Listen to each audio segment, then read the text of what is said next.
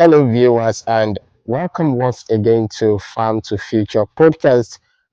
Yeah, where we examine the world of agriculture and how it can benefit mankind. My name is Imoliayo Olasumiboye, and on the show today, we'll be discussing who can do agriculture. Who can do agriculture?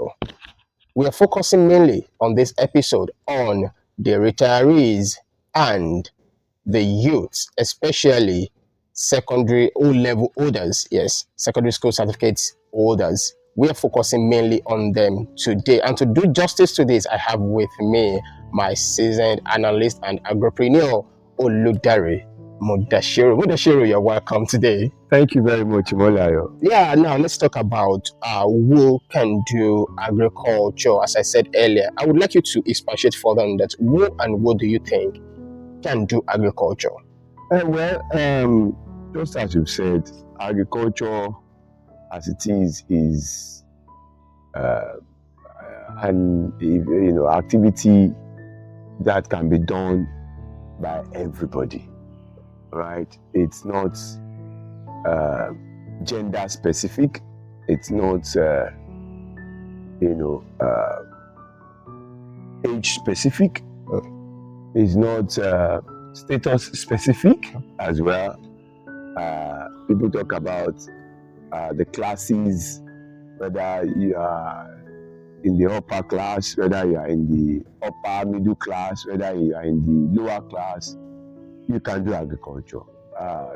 It's not demographic specific as well, where you can say, oh, once you are a young person, you can't do agriculture. Once you are an old person, you can't do agriculture, because it's an activity that makes humanity to continue.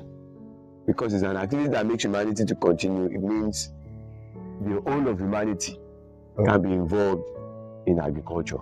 Whether you are still actively, in a demography that has the strength, or you are in the demography that does not have that strength, you can do agriculture. Okay, yeah, as we said in the introductory part of the episode, I will be focusing mainly today on retirees and youth, especially O-level holders and secondary school students. So let's start with the retirees. How can the retirees, let's say a novice in the world of agriculture, a layman in the world of agriculture, how can they successfully thrive in agriculture? Let's talk about their entry and what they can do to sustain them. Well, as you said, if you talk about the retirees or the people you would generally call the pensioner, yes, they can successfully, profitably, sustainably get involved in agriculture, all right? Of course, depending on their objective, whether as a young person, you are looking at agriculture for the experience. Okay, I just want to do it to know if it is something I really would like to do, or I just want to do it to know, permit me, to know if it's something you can come back to work with. Life is all about experience. Sometimes you want to know whether it's an activity that can sustain you as a person, or whether it's an activity that can help you to achieve certain objectives. So, depending majorly on what you intend to achieve, it could be short term or long term. It can be short term, it can be long term, it can be medium term, it can be a mix of all. It can be a mix of all. So depending on the objective that you intend to achieve, all right. So as a pensioner, you can, you can just get involved at any level, all right. You can get involved at any level. Whether you want to get involved in agriculture for the purpose of being able to sustain your your household after retirement, or whether for food security purpose, whether for gardening purpose, whether for health benefit purpose. Okay, because as a retiree, you are always looking at what to do with the time that you now have. You know, the time that you now have, what do you want to do with that time? All right, I've stopped working as a full-time staff of either the government or the private sector. So what do I do with that time? That's what you are left with. And so you might want to get involved in agriculture, to use agriculture to answer the question of what you want to do with your time. Thank you very much. Well, as you were talking just now, you made mention of gardening. Now, how much of agriculture can take place in one's garden? Well, that's an interesting question. How much of agriculture, how much of agricultural events, or how much of agricultural activities Can take place. how much of agricultural processes can take place in your garden?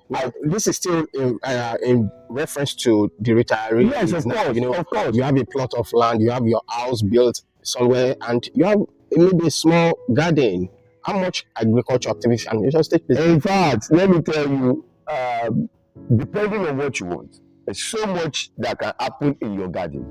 There's absolute so much that can happen in your garden. You can do commercial farming from your garden. All right, you can do what do you call it now? So subsistence agriculture in your garden. Okay, this one is just to support myself and my family, or that will be subsistence. It's just me, my family, and I. That's subsistence. Or now that I'm retired, I have this space, where I live, and the space is there. The space has always been there. I've not been using it. All of my active days, I don't even have time to use this to garden. I don't even have the time to use garden because 9 to 5, 8 to 4 kind of experience for 35 years. So you probably will not even have that time. But now that you now have the time and you have the space, because the space now becomes the critical resource. It becomes the critical resource, and then you have also been able to answer the question of what you want to do with the rest of your time and the rest of your life. I'm active, I'm healthy, and at 70, I'm still very young. Okay, I'm at 70, I'm still very young. So if that then is the case, your garden can actually be a commercial space or a subsistence space, depending on how big, how small, or how intensive you intend to get involved in agricultural practices. So there is no limitation to what you can achieve, even with your garden, let alone owning plots of land in agriculture. Now, what I would really like to ask you again, and this one will take us between the retirees and the youth. People would sometimes ask you, what business can I do with my money?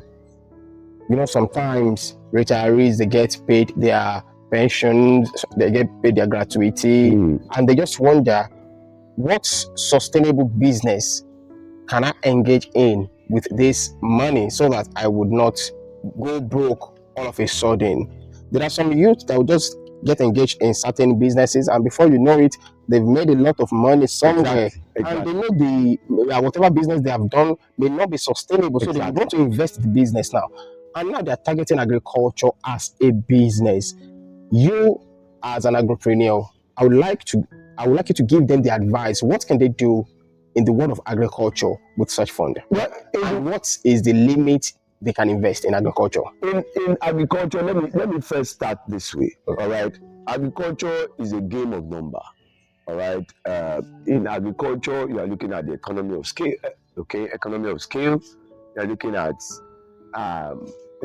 large quantity, large number, large volume. All right. So yes, as much as there are opportunities for you to do it, in small, on a small scale, so also is the opportunity for you to do on a large scale. Hmm. All right, there is no limited scale, or there are no limited scale in agriculture.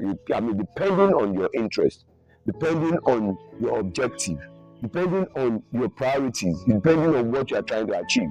Hmm. Some people want to be in agriculture for life. Somebody who wants to be in agriculture for life, you want to get involved, and you want to get involved at the level that you are able to do it sustainably, at the level at which you are able to do it to give you very huge revenue. I mean, you have a huge revenue target. I mean, you can imagine you have people, you have farm who have operational revenue of half a billion and 500 million.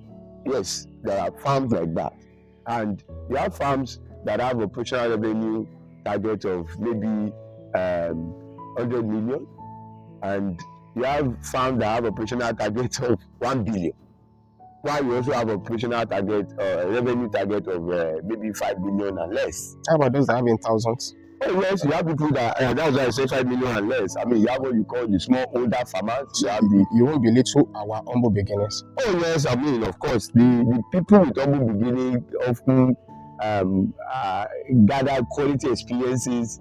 You know, have you know the degree of failure is sometimes also smaller. You know, the degree, your degree of skill also determines your degree of success or your degree of failure. And of course, like I've always said, that failure is a part of your success story. All right, failure is a part of your success story. Failure in itself is not the story, but is a part of your success story. So nobody will tell you, anybody that tells you that success story without telling you, you know, how they have failed in the process, then you know such story is not to be believed. Now, Right? coming back It's not to be to believed. investment in agriculture now, you've highlighted that there is no minimum and there is no maximum. And you said something which is quite critical. You made mention of the sustainability of the project. Exactly. Do you really want to farm for a long period? Exactly. Or you only want to farm for a short period? Now I'm asking you, just to weed, plant, wait for harvest time, does there really have to be an intention of long period or short period? What process differentiates both? Well, there are about three major phases in that's if you take crop production as an example. And if you take crop production as an example, you are also looking at aspect of crop production. Are you looking at food crop production? Are you looking at cash crop production? Now, if you are looking at food crop production, for example, if you are looking at seedling-based production or seed-based production. Now, what I mean by that is, if it's seedling-based, it means you have them having gone through the nursery processes. Then you are looking at transplanting and then tendering, or nurturing till when they start fruiting and then harvesting. Now, if that then is the case, take a case in point. You are using a particular type of vegetable as or a combination of vegetables as your main crop. Now, I would also now be more specific. Take, for example, you are using pepper and tomatoes. All right. So if you are doing pepper and tomatoes, as the case in point, then you are looking at, if you are the one that want to go all the way, you want to be the one to go all the way. Going all the way means you've decided to be the one to do the nursery. Okay. And then also transplant, you have your field, you have all that. So you are going to go from, securing the seed to broadcasting the seed, or depending on which method you intend to use. Where you have some people, they use the seed tray, you seed the tray and then, like that. So if you have decided to use any of the two, or you decided to do the two, pepper and tomato, then you're either looking at starting from the scratch. Starting from the scratch means you want to prepare the nursery, and then you also prepare the field where you would transplant the seedlings once they are ready for transplanting. Oftentimes, they should be ready between 4 to 6 weeks for transplanting. Now, within those 4 to 6 weeks, you can also prepare another, or some people would have also, in fact, for some, depending on the scale of operation, some have started preparing their field long before they start preparing the nursery, because the nursery in itself is time specific, has the time it's going to take, and it's like that. It's between 4 to 6 weeks. Anything outside that is just a waste of time. So if your operation is large enough that the 4 weeks at the nursery level will not be enough for you to prepare your main field, then you want to start preparing your field way before you start doing your nursery.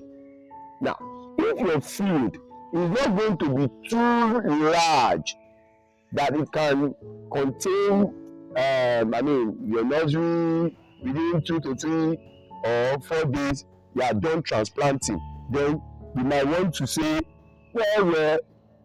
since I'm the one going all the way, I'm the one, or we are the one, or our farm is the company to prepare the nursery, we can, in between the 4 and the 6 weeks, prepare the field, so that within the same period, but that also has to do with you being able to manage the labor force and the logistics in between, because while you are preparing the field, you are also doing the technically delicate aspect of the work, which is maintaining the nursery.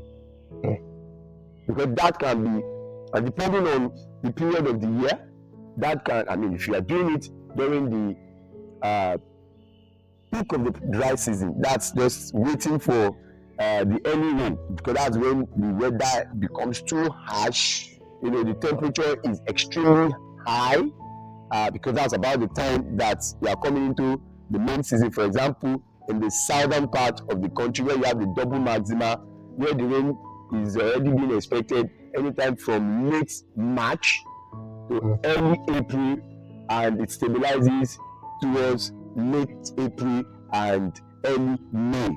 Now, if you look at that, then you can also determine, because I said 4 to 6 weeks, so you can determine if you are ready to transplant by April, say mid-April from like 15th of April, all right, further to like between 15th to 30th of April,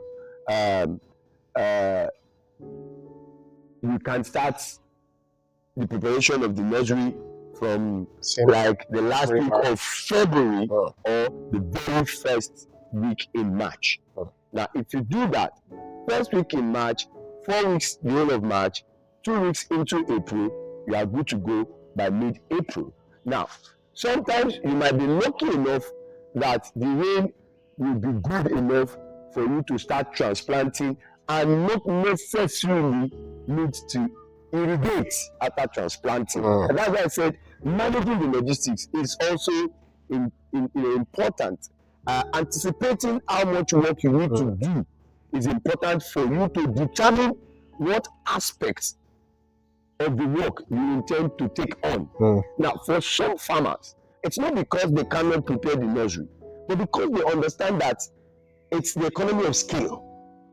How large? Don't forget, if you are farming into the raining season, everybody is also farming into the raining season. So by the time the produce is going to be ready for harvest, you have the market being, of course, you have more in the market. So because you are going to have more in the market, you must make sure that you are producing much more so that you can meet your revenue targets. All right. So all of these are all of the interplay that must be considered as you make up your mind to, get involved in agriculture, either as a young person or as a retiree. So you must be sure of what your objectives are. From inception. Yeah, from inception. Now, if, for example, I decide to say, because I already know that every aspect of the production has its own economy, I can decide to play only in the seedling space. Take, for example, I can decide to play only in the seedling space where I just produce the seedling, I produce the tomato seedling, and then produce the pepper seedling, and after I'm done producing those seedlings, I sell them. Because some farmers do not want to be bothered by the stress of managing The nursery.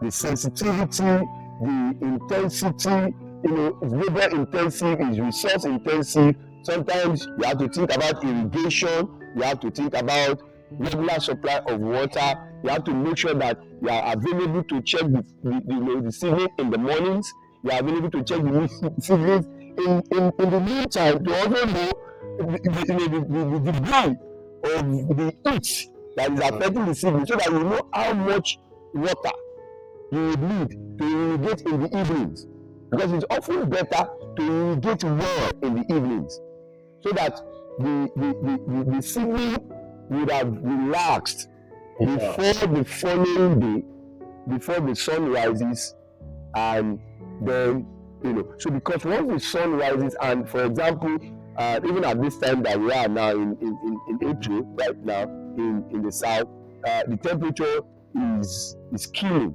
You can even feel it right now. As I mean, if you watch the podcast, you can see how it's been. But that's the way. So if you are following through, checking temperature, checking moisture level, checking humidity level, those things must always be checked, so that you are able to respond to the need of the crop. As a farmer, if you are not responsive, you might lose your crop within a very short period of time. All right, thank you so much. And in case you are not following from the beginning, we are discussing who and who can come into the agribusiness, and this is where we draw the curtain of this episode. In the next episode, let me prepare your mind. We'll be talking about how remote Agric can come in. We already noticed there is a vacancy here already. We need to be sure what kind of agriculture we are going into. So, how can remote Agric come in to help the retirees, to help the young ones? Join us on the next episode. Till then, I remain Imoliayo Olasumiboye.